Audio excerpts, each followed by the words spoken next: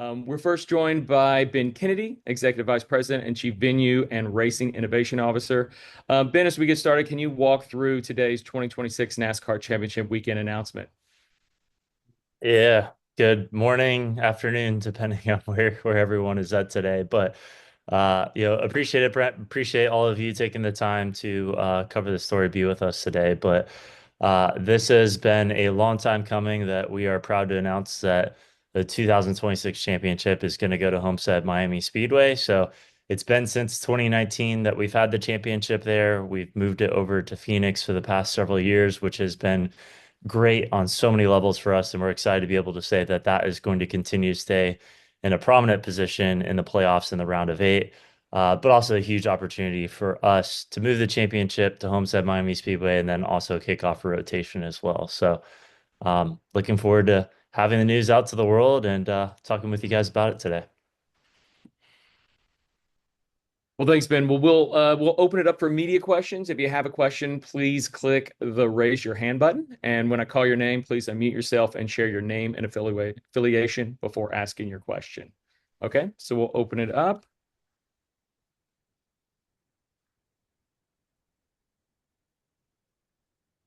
We will start with Dustin Long. Thanks. Hey, Ben, obviously NASCAR has gone through a lot of changes throughout the year. It's always been evolving, but certainly I'd say in the last decade or so, we've seen a lot more changes. And I'm just curious from your perspective, as somebody who's making these decisions on the changes that have taken place in the past and even today's announcement, and will make the decisions, be involved in the decision making in the future. What's kind of the guiding principle to making some of these decisions and moving forward, other than it's better for the sport? I'm sure there's more that goes into it than something as simple as that. Yeah, it's a handful of considerations that we take a look at, especially as we think about moving a championship. I'd say first and foremost, it's fan feedback, and fans ranked Homestead Miami Speedway as number one on the list of where they would like to see the championship in the future. And from what you guys may have seen and some of the fan sentiment so far, it leans very positive, which is great to see. So we listen to our fans, all of our partners, so broadcast partners, our teams, our drivers have input into where they'd like to see the championship in the future. So a lot of industry stakeholders that we'll collaborate with. And then I'd say on top of that, as you think about a championship race, ideally a warm weather kind of climate location. You can't race everywhere in the world, especially in early November. So there's a handful of venues and properties that we tend to gravitate towards. Thirdly, you want to make sure it's marketed and promoted the right way. Fourthly, Phoenix is a great example of this. I mean, you guys saw the over kind of $100 million project that we put into the reimagine of Phoenix Raceway. Homestead isn't a Phoenix Raceway, and it probably won't be to that level when we come for the championship next year. But we are going to be putting some capital in that facility to make sure it is a championship caliber property when we show up to it next year.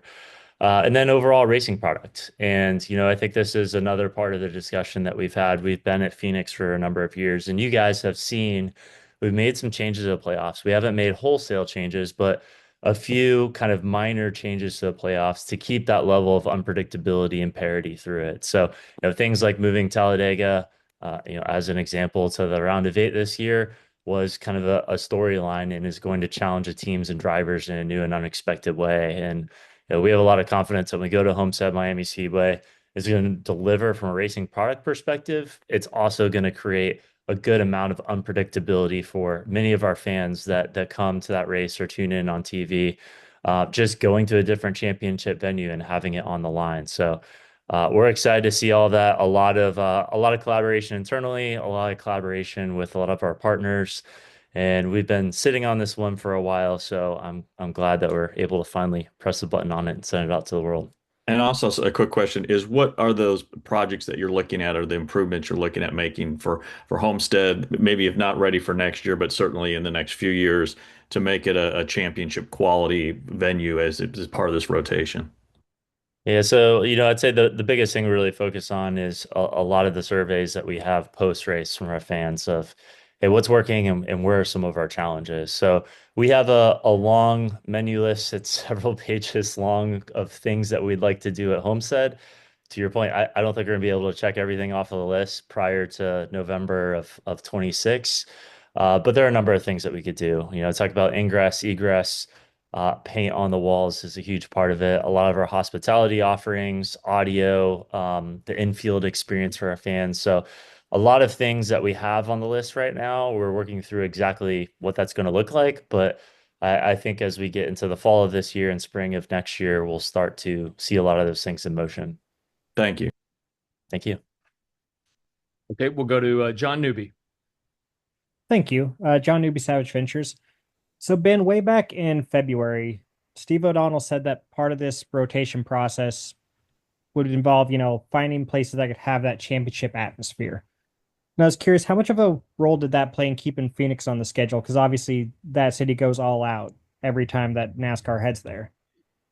Yeah, it's a good question, and Phoenix is a great case study of it, right?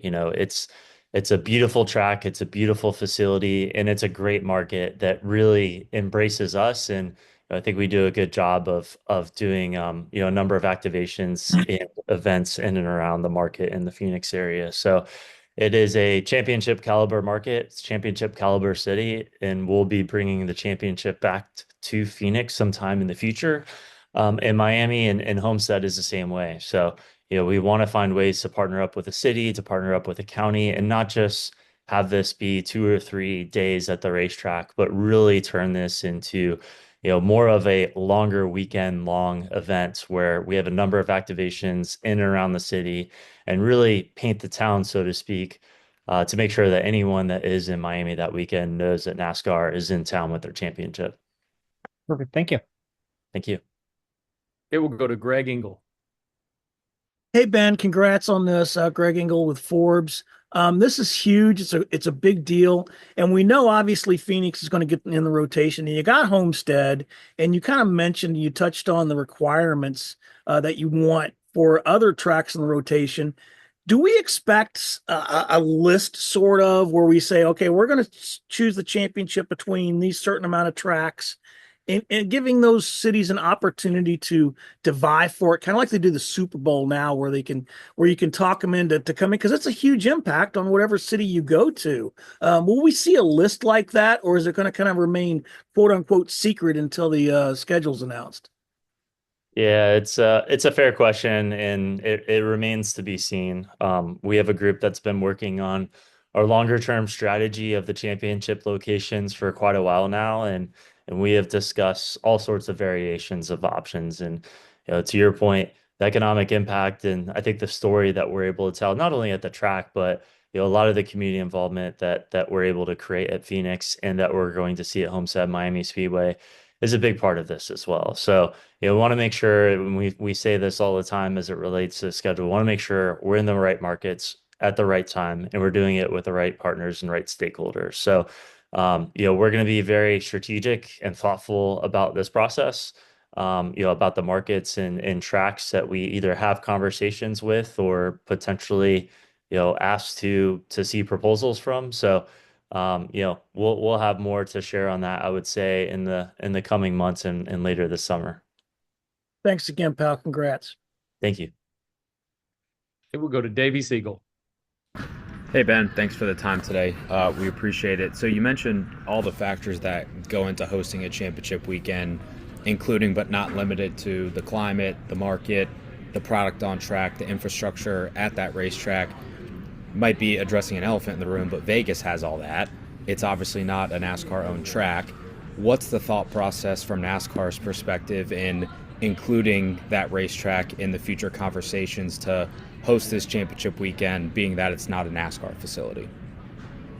I think anything is on the table at this point, to be honest, whether it's NASCAR property or elsewhere. And I think the great part about it is we have a good relationship with Speedway Motorsports, and they have many prominent events in the playoffs, cutoff races at the Charlotte Roval in Bristol, and a handful of others. So, nothing to report today on exactly where we would be considering or where those properties might be, but I think all cards are on the table at this point.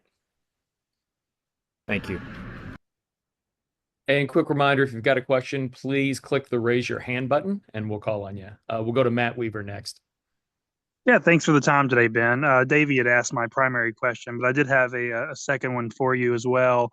You talk about the championship race or the championship race rotation, but the form that that's going to take is still to be decided. You guys have that, championship playoff committee that's meeting periodically. Have you guys internally at NASCAR set a deadline for when you want that group to be done with its work and when the championship format could be announced alongside the race next year? Yeah, we don't have a firm deadline per se, but I'd say at some point in the next few months, I think we'll have more to be able to share on what that looks like. And I would say it's been a very collaborative process. Tim Clark and the team have led it, and we had a great meeting in Daytona with many stakeholders across the entire industry, whether it's teams, drivers, broadcast partners, people that are looking at data from what our fans are saying. So it was a really collaborative process. We've taken a few steps, since then. I know there's going to be many more meetings on it. So, again, nothing to report today, but I would assume sometime this year we'll have more to share. 10-4. Thanks, Ben.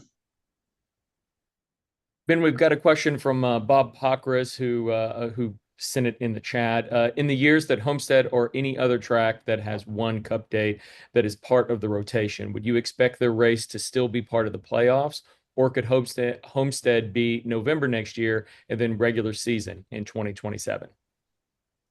Yeah, that's a good question, Bob, and thanks for it.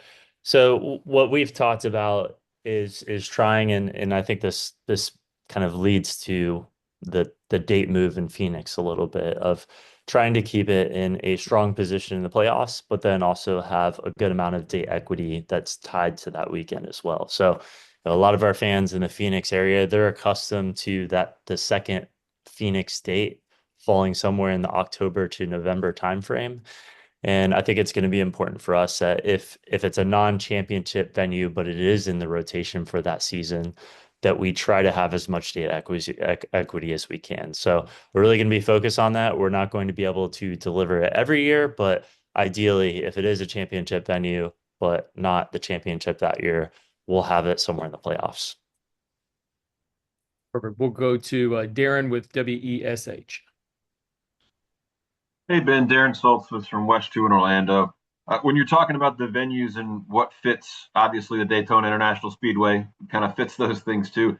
But I hate doing two-part questions, but does Daytona qualify with the style of racing and everything like that? Or is that a no-no? And then assuming if it is a potentially championship spot, how untouchable is the Daytona 500 in its current spot, Super Bowl opening race? I did forget to mention that, and it's a good call out. So that was another variable that we discussed is what's on the table and what's off the table for a championship location. And you know, never say never, but I think we've unanimously agreed that it needs to look and feel like what we would expect traditional NASCAR racing to look and feel like. So short tracks, intermediate tracks, mile tracks are all on the board. Super speedways, I think we all feel like right now we wouldn't consider that as a championship venue. Not that, Daytona isn't a championship caliber venue. It is for sure. It checks every single box, except that box. And I think that's a little bit of a challenge just because, there are a lot of storylines that come out of those events. And we want to make sure that, when we go to Homestead, Miami or Phoenix or wherever it might be in the future, that there is a lot of strategy and that a lot of our championship drivers are also, contending for the victory at the end of that race. So we talked about that. We've talked about road courses as well. Again, never say never, but road courses are probably lower on the list as we think about championship venues. So we're really going to hone in on short tracks, and I would say mile and a half for now. Awesome. And then just following up all the changes that have come to the schedule, how untouchable do you think the 500 in its current spot is as the opener to the season? Yeah, we would like to continue to see it as our opener. I think we'll continue to have the clash prior to the 500. It's a great opportunity for us to build up some momentum and anticipation for our biggest event of the year, the Daytona 500, and the new season ahead. So we'll continue to keep it in that spot. We ran a survey a couple of years ago, and it was over 95% of our fan base wants to see their first points race be the Daytona 500. So that was a statistic that was strong enough for us to say we're not even going to explore that for now. So we'll continue to have the exhibition race prior to it, and then plan to have Daytona 500 as a first points race. Thank you, Ben.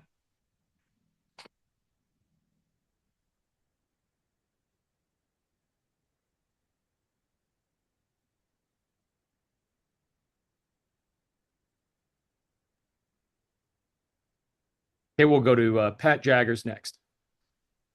Hey Ben, appreciate your time today. You mentioned getting feedback from the drivers on teams on where they would like the championship to be. In regard to having it at Homestead, what was some of that feedback and to why for those that you did speak to? Uh, I would say from the conversations that we had, a lot of it had to do with the racing product. Homestead has put on some of the most phenomenal finishes, especially when we had the championship there. But even since then, and we've crowned so many legends and Hall of Famers over the past 15 years when we did have the championship at Homestead Miami Speedway. So competition is a part of it, variability and I think diversity in where you're crowning the champion was another consideration. And then the third part is being in a big market where they feel like either the teams or partners or drivers can activate as well. So Phoenix is great at that, and they're great at hosting and hospitality, and being able to have events in Avondale or Scottsdale or Phoenix area.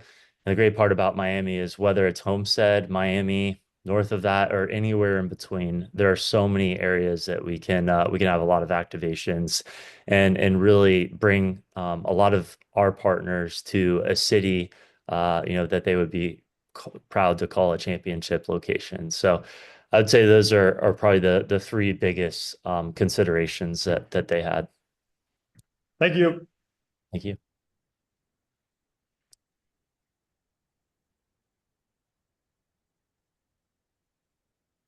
Okay, we'll go to Chris Collum.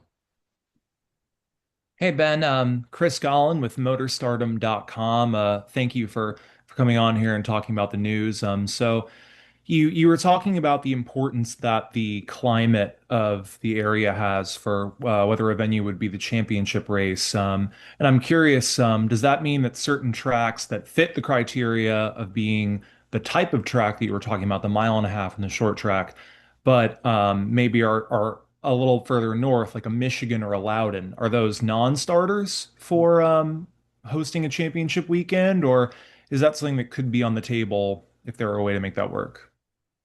I don't think anything is a non-starter per se at this point.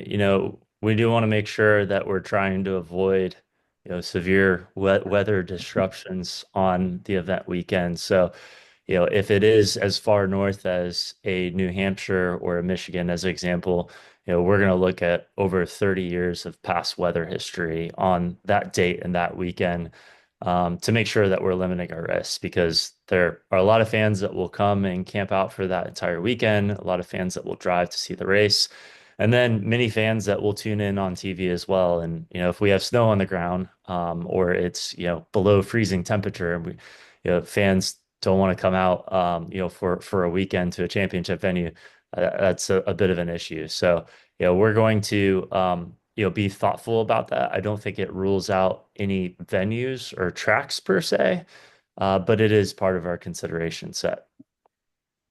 Thanks, Ben. Thank you. Okay, we'll go to Dustin Long.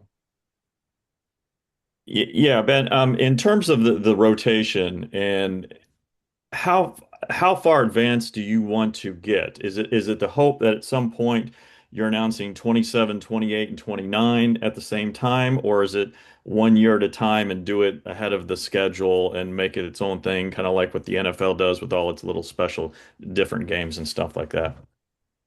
Yeah, we would prefer to, I would say, two parts to this. So we prefer to announce it sooner and then also have it be annual and as a separate kind of standalone announcement as well. So, our goal is to move up the announcement of the 2026 schedule for this year.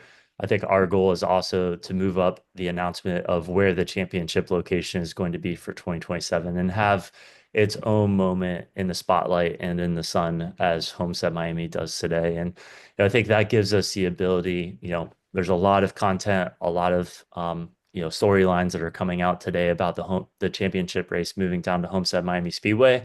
There are going to be a lot of other moments that we're going to have from now until November of 26 of the logo unveil, the entertainment, everything else that's going to happen and transpire around that weekend, and really reimagining what the championship event looks like at Homestead Miami Speedway. So want to move up the announcement of the championship location, still have it as a standalone announcement. And then I think also to answer your question is have this be annually instead of announcing 2 or 3 or 4 at once. And also, just since we got a chance to talk to you, is the status of the Clash. And last time we left you, obviously very happy with Bowman Gray. A lot of talk about international now that we're a few months past and getting, I know things will happen quickly. Is international still something that could be on table for the Clash, or have you narrowed it down and it's going to have to remain in the United States for next year? Yeah, it's I think as far as next year goes, more than likely it will stay domestic here in the United States. I wouldn't rule out international in the future though. We have talked a lot about it being prior to the season, in the off season, an exhibition race. It's a great opportunity for us to bring NASCAR racing to other parts of the world. And I think it's going to be something that we continue to consider. But at least for now, we'll more than likely keep it domestic. Thank you. It will go to Claire B. Lang. Thank you. Quick question. How much weight do you put on the teams? And I include the drivers in the teams. We've heard a lot from drivers about what they prefer competition-wise, right? How much weight, because you started out with the fans, do you put on the teams part of it and what they would like? And thanks a lot for today. Absolutely. Thank you, Claire. We do put a good amount of weight on it. And we have a small committee of folks from the team side that we've had a couple of conversations with about the championship location, not only venues that they would consider, but what are you looking for as you think about a championship market and a championship caliber facility? So, they all have different parameters that they're looking for, whether you're a big team, a middle team, a small team, a championship contender, a non-championship contender. Everyone has their own wants and wishes, which is great. We're not going to be able to appease to everyone, but Homestead does check a lot of those boxes. So teams and drivers certainly have a large voice, and I think for us, it's a matter of sitting down and disseminating all those voices. What does it look like strategically? What's it look like financially? What are we hearing from our industry stakeholders? And then making the best decision that we believe that will set up the sport for the future. And then real quick, like the fans, are they weighted on whether they think their driver is good at Homestead and could win a championship there, as the teams are too? I know the teams and drivers might be weighted a little, and you got to take that into consideration. It's a good question. So we don't ask the fans who their favorite driver are. It's a very generic, where would you like to see the championship race in the future? And Homestead Miami's #1. So we don't double click into any other data sets of their favorite team or favorite driver after that. Thanks, Ben. Thank you. And we'll do one final question with Stephen Smith. Hi, Ben. Stephen Cole Smith with Haggerty.com. Quick question, two quick questions. One, to what extent did you talk to the broadcast partners about this? Or do they have favorites, or do they have really much input in this decision? They do. Yeah, they have another very strong voice as well. And we had quite a few conversations with NBC about where they would like to see the championship venue in the future. So, they're supportive of this move. They've seen the championship there in the past. So, they certainly have a good, strong voice, and it was great to have them on board to this process. Yeah.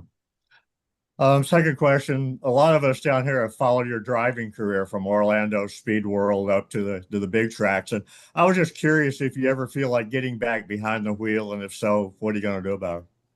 Oh, that's my favorite question of the day. No, I love talking about championship. No, I had the opportunity to jump in a super late model a year and a half ago for a test session at New Smyrna Speedway. So that was the first time since Homestead Miami of 2017 that I had been in a car. So I haven't raced since, but I did one test session and I told them that I'm just gonna step away from it for now because I could easily see myself getting back into it. I agree. Thank you, Ben. Thank you. Well, Ben, thanks for the time today, and thanks for all the media for their many questions on the 2026 NASCAR Championship weekend.